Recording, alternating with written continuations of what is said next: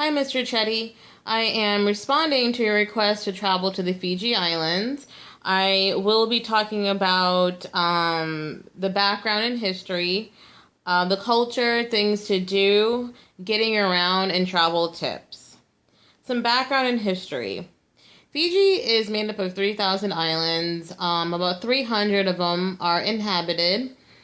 The others, there's not much fresh water to become an island itself. Fiji is located in the South Pacific. It is southeast of Australia, but I'm sorry, southeast of Hawaii and northeast of New Zealand.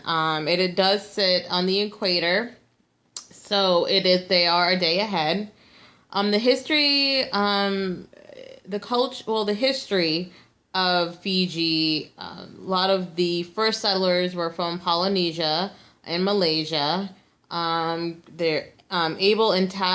Tasman and Captain Cook were the first to explore Fiji. Fiji was also under British rule for over 100 years. They got independence in 1970.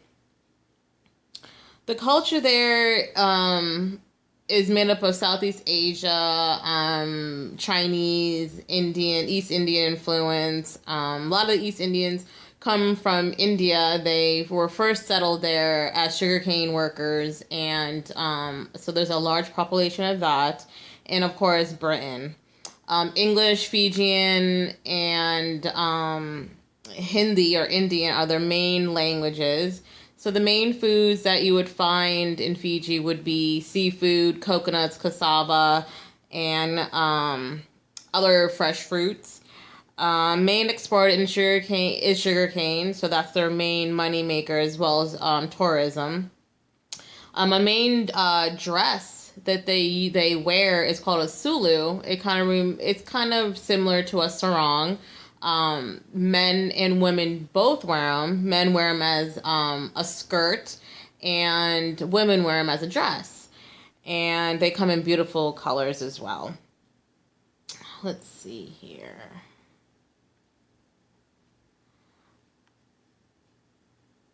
Just some tourist attractions. There's a lot of things to see and to do in Fiji.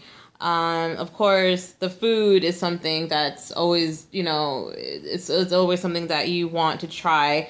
The one thing that I would suggest that you and your family would like to try is called a lobo. What they do is the Fijians or the natives would dig a big hole.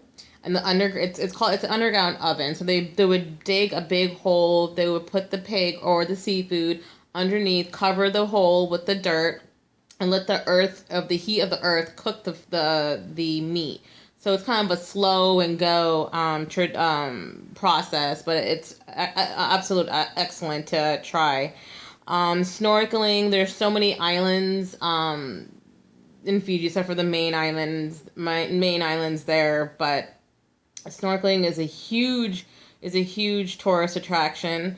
There are day and night cruises because there's so many islands in Fiji that we have all kinds of day and night cruises to any taste. If you want to get in the Fijian spirit, there are cruises where they'll go into the towns and meet with the locals, and you can really understand what Fiji is about. Of course, there's surfing, there's river rafting, there's even riding in seaplanes, and there's one tradition with similar what they do in Hawaii is called fire walking, where the Fijians would dress up in their traditional wear, and they have piercings like through their nose, through their ears, and they do a lot of fire walking on the hot stones. So that would be something that would be, interesting to see and learn, and probably just get yourself involved if the singing and dancing is involved. Getting there and how. Buses are accessible everywhere. They will take you into parts of Fiji that, if you're interested in seeing the towns and getting to know what Fiji is about, buses can take you into routes throughout the cities. Taxis are also available. Your hotel should be able to accommodate that for you. There's always rentals for cars, motorcycles, bikes, and scooters. I also would suggest renting from a well-known rental place like Thrifty or Avis. If you would like to, jump from island to island, there are Fijian flights. So that it's an internal airline within Fiji called Air Fiji, and there's also helicopters. Let's see here. Let's some travel tips. So Fiji's weather is opposite of ours, and so their season's different. So when it's summer there, then it's like winter there, and then vice versa. If it's summer there and it's winter here. So, but they have year-round warm weather. So traveling there wouldn't be like you wouldn't have to decide really. But I believe the beginning of the year is more humid, and then when it's from like March to October, it's kind of rainy. So it's up to you what you want to travel to. They also, if you are bringing children with you, they would like to have children to be accompanied by adults at all time. Dress code, if wearing bathing suits with no cover-ups, kind of no half shirts, no short shorts is kind of something that they don't not appreciate, but they don't like to see that kind of dress there. I don't think they mind it too much if it's the hotel or at the resort.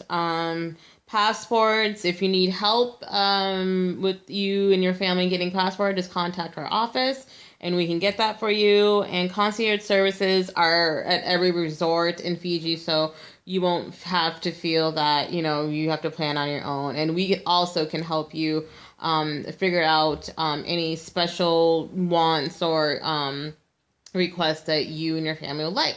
So, Mr. Chetty, if you have any questions, please call me. You have your number that I have given you in the letter, and you can also email me. Thank you so much. Have a good day. Bye-bye.